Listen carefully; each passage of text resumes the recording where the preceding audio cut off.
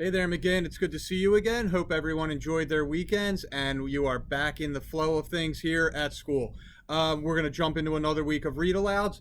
Got a book this morning from Miss Gonzalez's classroom that I think will be a nice little enjoyable time for you. This is called Dog in Boots, and it's written by Greg Gormley. Here we go.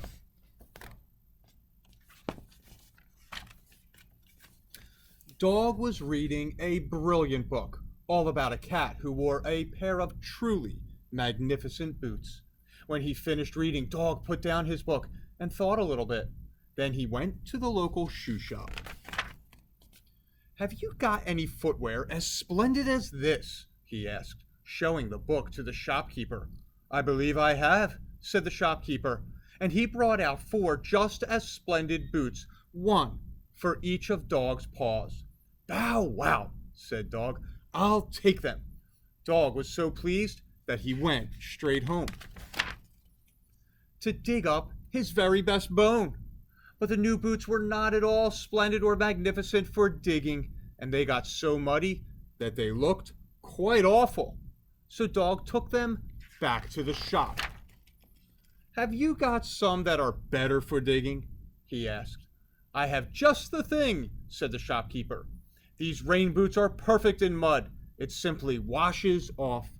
The rain boots were wonderful for digging. But when Dog went for a swim in the pond, they filled up with water, and he sank with a plop. Dog took them back to the shop. "Have you got some that are better for swimming?" he asked. "The best thing for swimming," the shopkeeper said, "are flippers." The flippers were fantastic for swimming. But when Dog tried to scratch, they flip-flap-flopped around his head in a very unsatisfying way. Dog took them back to the shop. "Have you got some that are better for scratching?" he said. "I'm glad you asked," said the shopkeeper. "With these high heels you can scratch and look rather fashionable at the same time." For scratching behind Dog's ears, the high heels were simply divine. Unfortunately, they were dreadful to run in. He went flying, head over heels. Dog took them back to the shop. "Have you got some that go a bit faster?" he asked. "Oh, yes," said the shopkeeper. "If you want to go super fast, try skis. They go very fast indeed."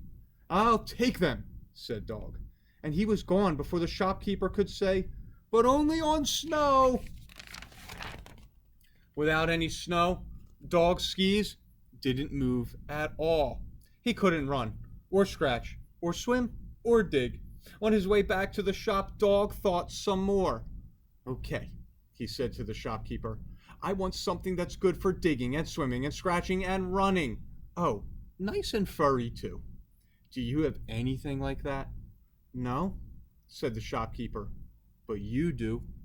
They're called paws."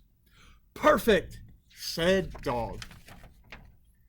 Dog was so pleased with his nice, furry, practical paws that he scratched all the fleas from his coat, ran after his tail, swam around and around the Queen's Lake until she told him to hightail it out of there, and dug a big hole to rebury his very best bone. Finally, Dog went home and picked out another brilliant book to read. This time it was about a girl who didn't wear any silly boots, but did wear a lovely red hood.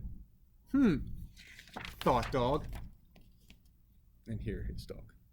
I hope you enjoyed that story, boys and girls. Sometimes one of the best things that we have is already in our possession. We go looking for that bigger and better thing, but sometimes we have just what we already need.